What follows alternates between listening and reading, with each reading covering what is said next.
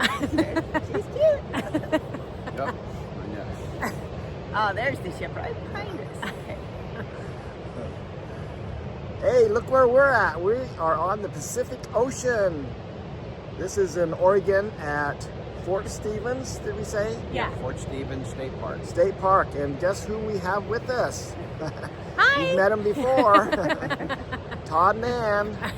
Only friends that like to be on the video. So we are here for a little bit, and we're just meeting up with these guys. This will be our only time this summer that we actually kind of meet up. So we're taking advantage of it. Yep. Yay! Yay, bonus.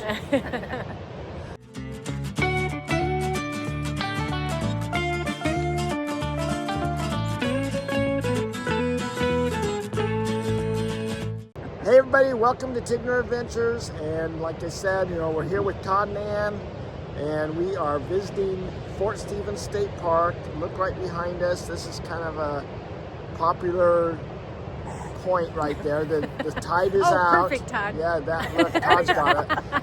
It's the remnants of an old ship. Do you know anything about that? Oh, yeah. No, it's an old ship that ran aground. That's much of it. 1906. They call this channel the Graveyard Channel. Yeah. Oh. So this ship ran aground and it's just been decaying ever since. So this is all that's left of it. And when was it? 1906? 1906. Wow. I can't remember the name. Do you remember the name? Some used boat salesman was trying to sell it to me. He said it just needed a little work. Just needs a little bit of work. It was a British ship. I remember that. So Fort Stevens is just west of Astoria, Washington, or the Columbia River. Astoria, Oregon. Oh, Astoria, Oregon. What did I say? Washington. Oh yeah, Astoria, Oregon. And the Columbia River is the separation between Oregon and Washington, and it's the inlet right here just to the north of us. So this is where all the big ships come through anyway. So these guys just navigated wrong. They missed. As many do. As many do, yeah. It's Treacherous. It's a treacherous channel. Yeah, and there's a lot of, it's a big sandbar out there and everything, so there's only certain areas they can really get through, right? So let's go take a closer look at the ship. So this is the front of the ship, headed that direction, looks like. Big ship. This is all that's left, just pieces. The salt air really rusts everything around here really bad. So this is the wreck of the Peter Iredale. So on October 25th, 1906, the British sailing ship Peter Iredale ran aground here on the beach before you. Miraculously, no hands were lost, but the ship was declared a total loss. The Peter Iredale instantly became a famous landmark and tourist curiosity. Look at all these cool barnacles that's on the side here. All this sea life. The sun is out, and just look at this beach. This is low tide, of course. Normally the water is all the way up to the grass pretty much. But this is such a pretty beach. You can see some cars on it, people driving up and down the beach. Lots of fun. Nice overlook tower here. Look at these stairs, man, they are heavy duty.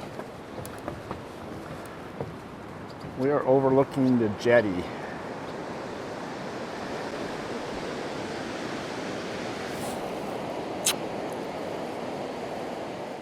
This is the jetty they have put together to protect that inlet of the Columbia so the ships can go in and out without getting grounded. We are looking towards Washington right now. There's a fort straight out that way, Cape Disapointment in Washington, and that's the Columbia River. We're at Fort Stevens. So it's always interesting how they built these forts right into the sand dunes. So the idea of these forts was to protect the entrance to the Columbia River, because if anything went up the river, they had complete access clear into the middle of the United States. And so they created these forts to watch it out. And an interesting thing is that this particular fort is the only fort along here that the Japanese bombed. So they bombed Hawaii and everything, Pearl Harbor, but this is the only fort that they finally got far enough where they could bomb, the fort before they were turned away. They had these massive gun turrets that were placed all along this whole area to protect the shores. And you can see there is the Columbia River. Again, we're looking over to Washington, and they were just protecting this inlet. So this is the West Battery Command Station. So it had a really good view of the Columbia area out there. So this is all built on the big sand dunes here, and they had everything underneath. So you go down these stairs and right down inside, and could go between all the different batteries. That's battery 245 over there. Look at these guns. So at the height of World War II, they had over 2,500 men stationed at this particular fort. This battery had 2 of these guns protecting the Columbia Inlet here.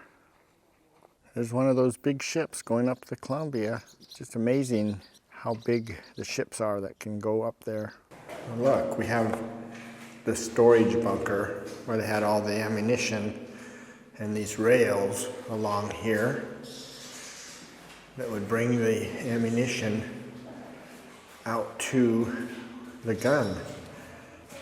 Only go so far, and then the rest of it's rusted off, but this is how they used to move the ammunition back and forth. And here is one of the guns that's still in place. So they raise that up and point it wherever they wanted to shoot it. So let's look in the gun here. They put the shell right in here, right down in there. And there was the firing pin, right down there. Lock it into place. Can we see all the way through? Nope.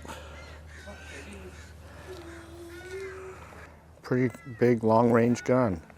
Another view looking through the front down. Got the big hole here. And it turns around on those rings. We have made it to Astoria. This is called the Bow Picker. And this is fish and chips. It's tuna. But it's one of the popular places, and they're only open as long as they have fish. As soon as they're sold out for the day, they close down. But you gotta stop here. Another popular thing to do when you're in Astoria, Washington, is stop at the Astoria Column. Big, tall thing. We're gonna go up there and you can fly planes off. So this is our plane. It's $5 for parking and $1 per plane. So we got a couple planes, and Todd and I are gonna walk up to the top and fly our planes. Okay, we're walking up the stairs. It's just a circular column all the way up to the top. It's a long ways up there. I thought we were there, but we still got a long ways to go. I don't know. That was a long ways up here. Hey, we've got our planes though, so we're gonna fly our planes off of it, and we're figuring the wind is going that direction. So I'm gonna videotape Todd and see where the plane goes. Okay, we are ready. Let's see where it goes. Oh, well, you just dropped it. Well, I figured the wind was still flying. Oh, where is it? Oh, there it goes. There goes another one. Yeah. So it's just floating out towards that ball field. Back and forth. Well, that's kind of interesting. You'd think the wind was just going the one direction. Up drop. Wow. Oh, behind the big tree in front of us now. Oh, here he comes. Oh, here he comes. He's not coming. He's going down about tree level. All right. I'm going to throw mine out there a little ways, though. Okay, here we go. Oh, there we go. Down. Everyone's gonna get sick from watching our video. So. Oh, there goes another one. There goes another one. Everyone's throwing their planes. In the tree. Oh. We're still going down, circling. Oh, right into that tree. So that was the view of the plane, and looking over this way you can see Washington across the bay. That's the big bridge on the Astoria side, and then the big ships go under that bridge. And then there's another one that's out there further right next to the Washington coast, and that's for the little fishing boats that go back and forth along the Washington shore. But that's it. And if we look up the Columbia River here, there's one big ship right there. That's one of those carrier ships that carries those big containers, but he's empty right now. And usually there's a lot of them out here, but I don't see anybody else really out here. There's something behind that tree over there. Yes. There's a couple more cargo ships out that way to the left. Yeah. That's the whole Columbia River right there. Just goes on and on and on. They can take those big ships up for a long ways until they hit the first dam. We have made it to the bottom. Interesting enough, this tower will be 100 years old next year, 2026. And if you look here, there's a lot of information about why it was built. Hopefully you enjoyed it. It was quite the hike, I'll tell you. Did you know that Seaside, Oregon has an aquarium? Actually, probably a lot of different towns have aquariums, but we're stopping here at the Seaside Aquarium. Small little aquarium, but man, is it busy. Got a cute little gift shop over here. We're on the at the aquarium, and we've got some seafood. And if you look here, here's the prices that we pay. So seniors are $9 a piece. Yeah, so Ninette's gonna throw some food in. Feeding the seals. Whoops. He's just clapping right there. He goes, give it to me, give it to me. He knows how to get it. He's performing. We're here with our friends Todd and Anne, but we also have Jerry and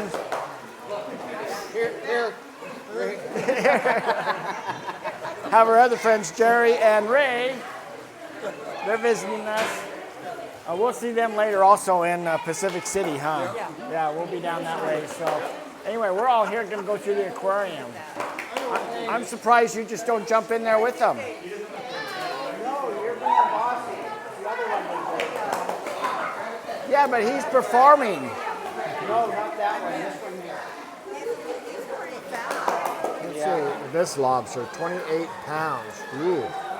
Lots of butter for that guy. So we got a lot of different little displays along the sides there, and a little Discovery Center in the middle there where we can check things out. It's kind of small, but kind of fun that it's so small and personal. It's amazing how many different little specimens they have in this little aquarium.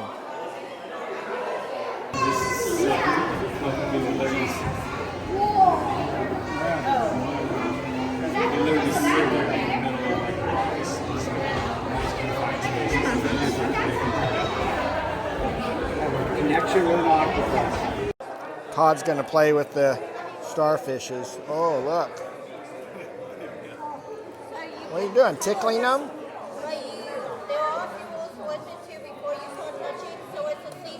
Look at this nice little discovery tank. Ninette's going to check out something on the side there. Aren't they funny weird? They stick to you. It's like a microscopic barb that hooks into your finger. It's like Velcro almost. And then they actually are venomous and trying to sting you right now. Our skin is so thick you can't actually puncture through it all. Well, that's good to tell me now. So do the anemones have names? I don't think so. No. Some of them might have named them, but I don't know what they do. Wow, it is noisy in there. Look, We're all gathering out here. We've all Boy, got our fingers and our toes, you know. yeah, that was That a lot octopus of. was awesome. Yeah, there was a lot of stuff in there Flounders for and the small area it eels is. and- So it's pretty good. So And seals. anyway, We got to feed the seals. yeah, got to feed the seal. Very beautiful beach, Seaside Beach, Seaside, Oregon.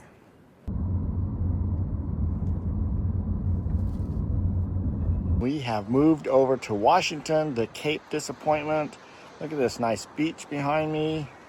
Look at the lighthouse right up there. We're gonna check all this stuff out. Well, at least the lighthouse.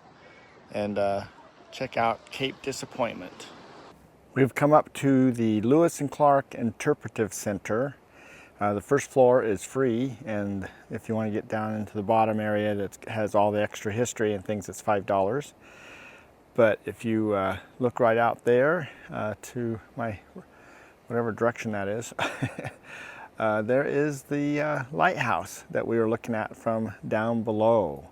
So this is Cape Disappointment, and we're going to go check out another lighthouse we've done before as we work our way over towards Long Beach. We're going to go check out a few things and show Todd and Anne Long Beach and see what's over there as we are here in Washington for a few hours. And Oregon is right over there, just across the bay, across the river. And this is the backside. This is where all the gun placements were, is on up there where all the brush is now. But there was never ever a shot fired from this location, so they decommissioned this fort. No trip is complete to Long Beach if you don't stop at the world's longest beach. And no beach is complete without a bunch of sand castles. Look at these pretty cool looking sand art that we got going on here. Sensation 2025. This is the most elaborate one that's here, but you can see that a lot of the sand is starting to decay on it. But what great detail. This is pretty cool. This is Long Beach, Washington. So you've got City of Long Beach on the left, and Pacific County, Washington is where Long Beach is located. One of the problems with these little towns, tourist towns I should say, is that most of the stores do not have any bathrooms. So you have to find a public area that has bathrooms in it. We have arrived at the North Head Lighthouse. So this is our last stop in Washington before we head back over to Oregon. And this particular lighthouse, you can do a tour. It's $3, and so many can go up at a time, and there's a guy up at the top, or a lady, and some volunteer that will tell you all about what's going on. We actually did a video on this a couple of years ago. So if you look here, you can see that video. Check it out. So this is looking down from the lighthouse. We're at the very top. And you can see the view that we have is pretty good. Clear over to Oregon and all the way up the coast of Long Beach where we were earlier. Well, we are at our last stop before we go to our camp. What is this place? Fort Clatsop. It's a rebuild of one of the last places Lewis and Clark wound up Oh, okay. before they could return So- back to. It wasn't part Where of the World War. It No, was just no. a place they stayed at. Yeah. Wow, really nice visitor center. Look at all this nice wood. Ooh. Right, this is the little store over here. We've entered the visitor center. We had to give them our little pass to let us in, but that one pass worked for all of us. And then they have all this information back here we can go through, and videos to watch. So this is the fort for Lewis and Clark. And so we're going to look through the fort a little bit. They do have movies. They have a bunch of different things going on, little programs and things. So here at the end of their westward journey, the 33 members of the Corps of Discovery spent 4 rainy months preparing for their return to St. Louis, Missouri. The men built huts to protect themselves and their supplies. They named it Fort Clapsop after the local Clapsop Indians. Nothing remains of the original fort. This 2006 replica is based on William Clark's journal description and floor plan. So I guess that's why it looks like it's in such good shape, is because it's a brand new building in that sense. Oh. All right, so lots of space here. Doors between rooms all the way down. Here, tap it off on the side, just like so. And from there, you can draw Wow. whatever you'd like. Look, there's drawing with quill pens. You need to do it with him. We're continuing on in. This is the sleeping quarters. So this is just one side of the fort. This looks like a storage room. So 200 yards down from the fort is where they dealt with the canoes, building them and things. And this area out here is right next to the river. Well, that finishes our little tour of this fort. And we're going to head back to camp now. But we've had a lot of fun together. Maka's saying goodbye too. Yeah, so we have completed our visit with Todd and Anne. So we've had a lot of fun for the last couple days. Yeah, so we've seen a lot of cool things. Yes, it's been awesome. Fun. Yeah. We've both couples have had a chance to be guides because we did stuff that they had never done, and then they repeated stuff for us that they do all the time. Remember, you never do everything. You always leave something to do. There's always something to come back for. Yeah. This place is beautiful. If Yeah. you've never been to this part of Oregon, you have to Yeah. come. Yeah.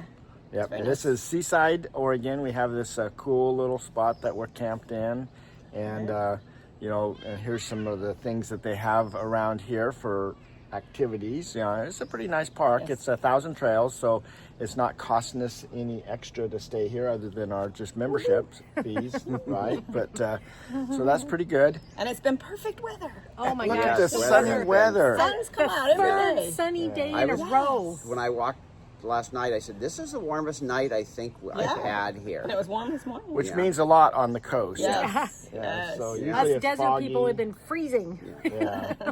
There was some, you know, we showed you some, the beach right over here by the aquarium. I mean, it is a great beach, and there's a lot of great beautiful. coastal areas They have the along biggest Oregon. volleyball so- tournament. Yeah, I don't know if it's in the world, but maybe the yeah. United States. Big tournament volleyball? there. Yeah, Yeah. beach volleyball. So anyway, thanks for coming along with us, and we will plan on seeing you down the road on our next video, or, you know, down the road. Not on it. Maybe we'll see you too. Yeah. So see you guys later. Bye. Bye.